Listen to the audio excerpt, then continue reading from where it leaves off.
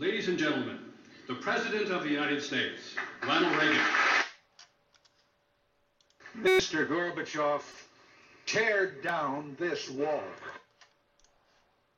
And so, my fellow Americans, ask not what your country can do for you, ask what you can do for your country. Yesterday, December 7th, 1941, a date which will live in infamy.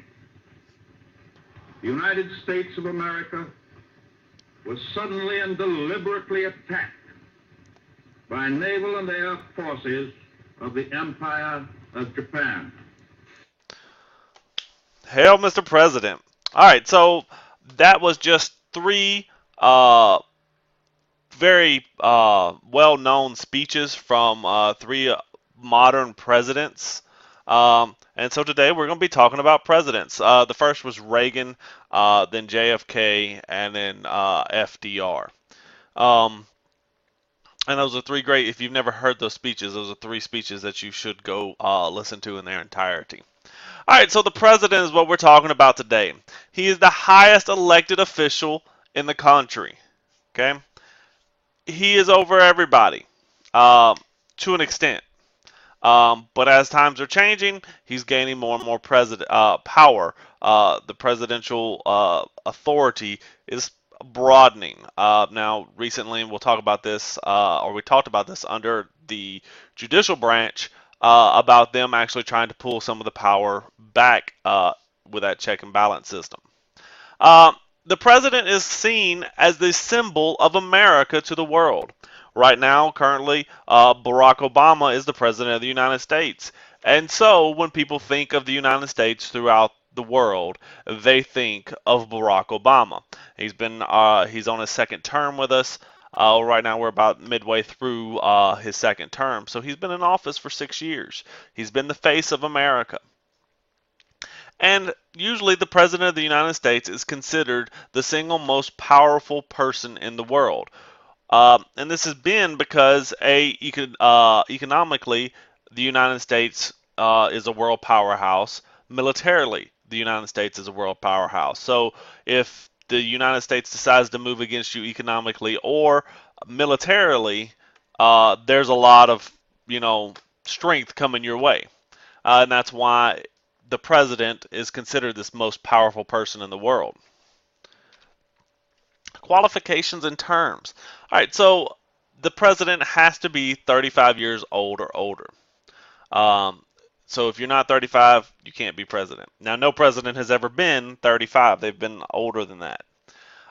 Natural born citizen has to have been born in the United States of America. You have to be a citizen of the United States or born to parents of the United States. Has to have lived in the United States for 14 years. Now, they can go out of the country, let's say as an ambassador or something throughout their lives, live there, but they have to be back in the United States for 14 years before they can become president. Non-official. Now, things like they should be men. We've never had a woman president. Not to say we won't have one. We just have never had one. Now, I think the time is coming where we are getting closer and closer to a woman in the office, or at least in vice president.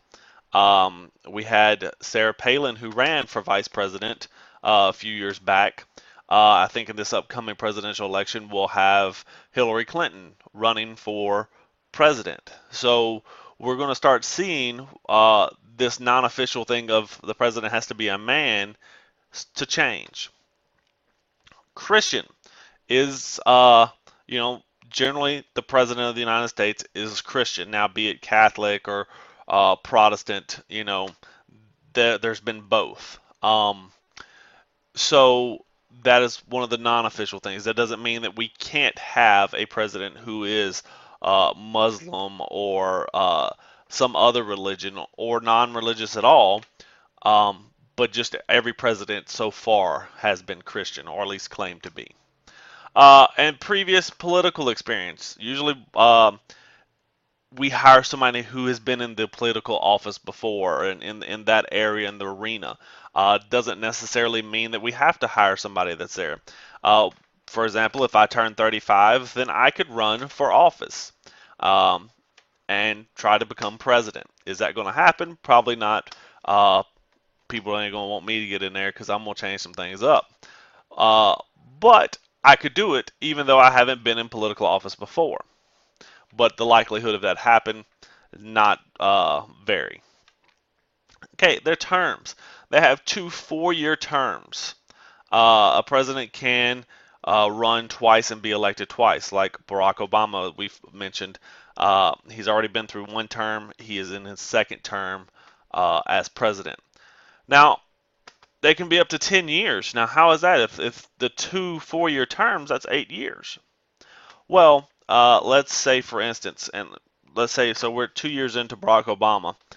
Let's say something happens to Barack Obama and he gets killed. Well, then Joe Biden would take over as president for the next 2 years.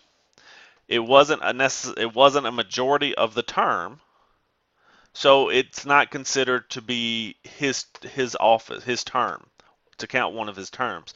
So he could be elected for these 2, or be president for the next 2 years, and then get elected 2 more times, which would total 10 years because he was fulfilling his duty as vice president, becoming president. So that's how a president could be president for up to 10 years. Now, there has been one president who was elected 4 times before they passed the amendment that limited it to 2 times. That president is, yes, if you guessed FDR, Franklin Delano Roosevelt, you would be correct. He was elected 4 times, and after he died in office, they eventually passed an amendment to limit presidential terms to 2.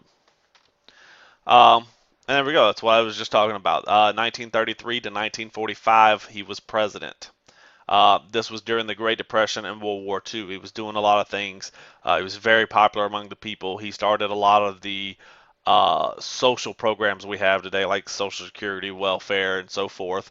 All these kind of programs started under him. He greatly transformed what the president looked like. He was one of these who greatly increased presidential powers, and the 22nd Amendment is the one they passed that I talked about. But prior to that, there was a precedent not to run for more than 2 offices, and that was set by the first president, George Washington, who only ran 2 terms, and then he stepped down because he didn't want to become like a king. And so all the presidents after that had just stepped down. Well, FDR didn't, so much going on, he decided to stay in office, and he kept getting elected. Executive orders. Now, this is where a lot of those things I was talking about, the president is expanding his power. He is the chief executive. He is over the entire executive branch. Remember, the executive branch enforces the laws. Well, the chief executive, the president, can pass executive orders. And these are regulations or action by the president without the approval of Congress. So, he can do these things that normally is supposed to get done through Congress, but they've become executive orders, so he kind of steers around Congress. And this is gaining more and more power. He sends troops out to different places on executive order. So we're in a war, but we're not really in a war because war has to be declared by Congress. So there's a lot of, technical jibber jabber that goes on with this. Can the president do all these executive actions, or can he not? What's truly legal? And there's a lot of people who argue either way. But if you watch, and over the years, each president has taken this further and further. And like we mentioned earlier, Obama has actually been challenged a little bit by the Supreme Court, who just passed some of his appointments that he had made through executive orders, roughly, that he couldn't do those legally. And as I mentioned, the longer the office exists, the more power it continues to take through executive order. He's the commander-in-chief. He is the head of all the armed forces. He gives out an order, the armed forces follow it. He is considered the civilian control of the military.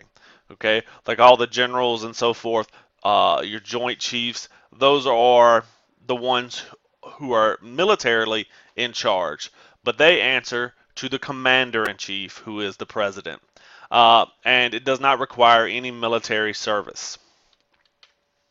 Chief Diplomat. A diplomat conducts negotiations between nations. And if you've watched the news at all recently, you've seen, or throughout, any presidential term, you see the president meeting with all these other people. Well, they negotiate out various different things, treaties and so forth. And when he does a treaty, it has to be approved by the Senate. And when he appoints ambassadors, who are other diplomats sent to other countries, again has to have Senate approval. And then he can do executive agreements. This is a version of an executive order without the Senate approval. He can meet with, let's say right now, Putin. If he go and met with Putin over Russia, he could come to some kind of executive agreement between him and President Putin and not have to get the Senate's approval.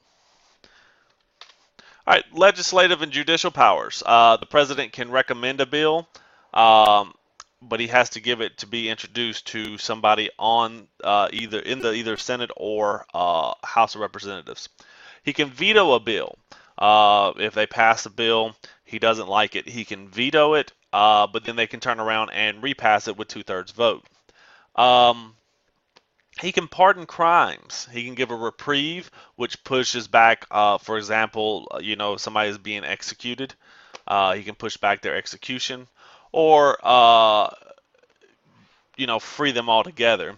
And he can lower the severity of it. He can say, okay, they've served time in prison, they're done. He can also appoint judges, which is approved by the Senate. Now, he can't just go say, oh, you're going to be a judge. The Senate has to approve those as part of that checks and balances. He's considered head of state. He is the top official in the United States. He presides over ceremonies throughout the country and in others. One example, and this is a fun little one, the pardoning of the Thanksgiving turkey. He always, pardons this turkey at Thanksgiving, saves him to live another year. It's a fun little thing if you ever, want to check that out. They always have videos up on that. He's the party leader. He's also the head of his party. We are a two-party system in the United States, and we'll talk more about later on. Republican and Democrat. Currently, Barack Obama is the head of the Democratic Party. He's supposed to try and work between the parties to get things done. He's supposed to be kind of what they call bipartisan, to where he's working with both parties. Barack Obama doesn't really like to do that very much. Some presidents are much better at this than others. Take Bill Clinton. He worked great had great willingness to work with a Republican-held Congress. And like I said, this kind of varies in degrees between the presidents. The First Lady is the wife of the president. And over time, she has gained more power over the years. You see a lot of the programs Michelle Obama is instituting, and she usually they pick some kind of focus that's their emphasis, and hers has been, child health. Trying to get children to eat better, trying to get children to get out and exercise more, and so forth, and pushes things to get that agenda covered. And she can sit in for the president of the head of state of matters. If there's some big giant party or some kind of event or something going on, the First Lady can show up for the president and kind of be that, figurehead. But she doesn't have any of his power. The vice president. Okay, if the president dies or can no longer carry out his term, becomes mentally unstable or something, the vice president becomes president. 8 presidents have died in office, 1 has resigned. Okay, and the 25th Amendment is what allows the VP to appoint a new VP with majority vote in both houses of Congress. So if something happens to Barack Obama, Joe Biden becomes president, and then by the 25th Amendment, he could appoint a new vice president that would, fill his spot if something happened to him, as long as that person is agreed upon with a majority vote from Congress. Presidential succession. There's several acts, Act of 1792, 1886, and 1947, which is the one that's still in effect today, that kind of goes through who should take over, and it's a long list. The first few would be the Vice President, which would be Joe Biden right now, Speaker of the House, which would be Boehner. Then the President Pro Temp, then the Secretary of State, and so forth. And it goes on down the line through the cabinet and then through members of Congress. Interesting fun fact, whenever they hold meetings of Congress, they always have one person, and there's a way that they decide who it is, but they don't ever know. Nobody knows who it's going to be, and they pull them out and take them and keep them in a safe location. So if someone ever decides to attack D.C., there will still be somebody who will be in charge.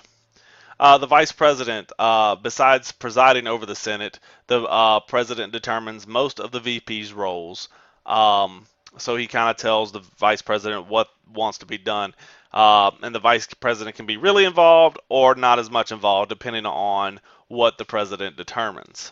And so some of them are really just puppets that are used to get elected. Like if a president is not very strong, let's say in the South, they might choose a person in the South, like a Southern governor or so forth, as their vice president to try to get votes from the South. Or they might choose a woman to try to get women's votes, or very other things that they might choose a vice president just so they can pull their votes. So until next time, this is About the President. Deuces.